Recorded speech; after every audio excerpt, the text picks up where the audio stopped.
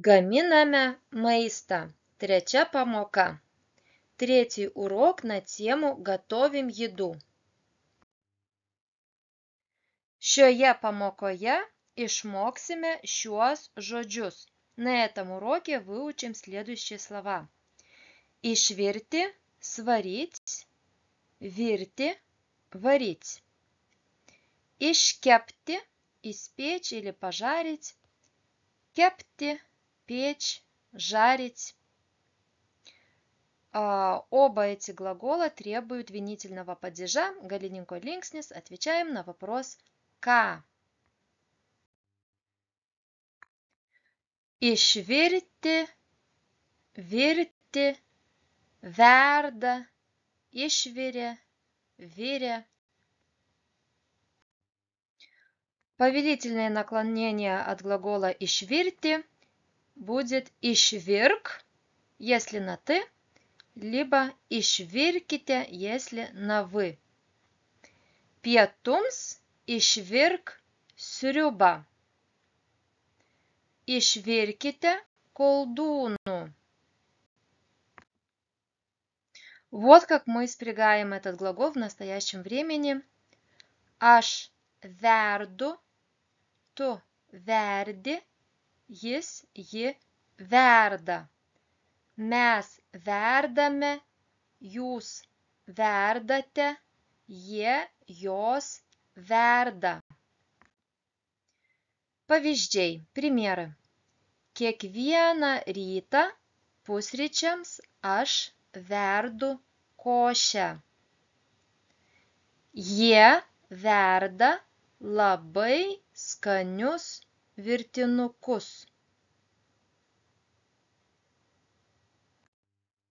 Спрягаем этот глагол в прошедшем времени. Aš išviriau, tu išvirei, jis, ji išvirė. Mes išvirėme, jūs išvirėte, jie, jos išvirė.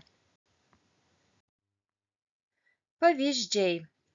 Pagaminau šaltibarščių ir išviriau bulvių. Ar tu jau išvirei pupeles salotoms?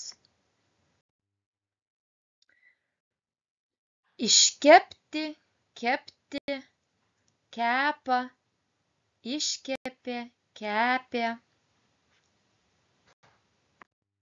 Повелительное наклонение от глагола «iškepti», «kepti» будет «iškepk», ну или «kepk», «iškepkite», «kepkite».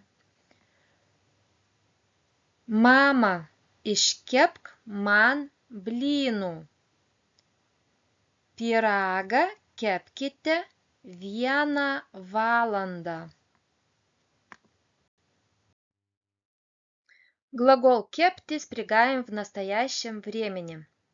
Aš kepu, tu kepi, jis, ji kepa. Mes kepame, jūs kepate, jie, jos kepa. Žuvį visada kepu orkaitėje. Kaip jūs kepate vištieną?